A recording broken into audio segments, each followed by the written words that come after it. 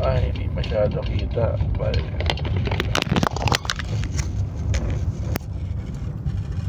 Ayan guys, bali sa multi-international road dito sa may likod ng Terminal 1. Inaayos tong daan. So kaya one way lang muna to. So pagkagaling ka ng C5, yun yung one way. Paggaling ka ng dito sa kabila, galing ka ng terminal, hindi ka makakaliwa dito kasi ginagawa nga.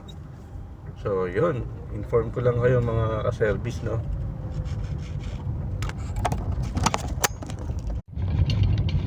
Ay, hindi masyado kita.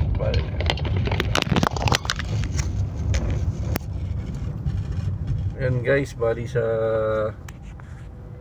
multi-international road dito sa may likod ng Terminal 1. Inaayos tong daan. So kaya one way lang muna to.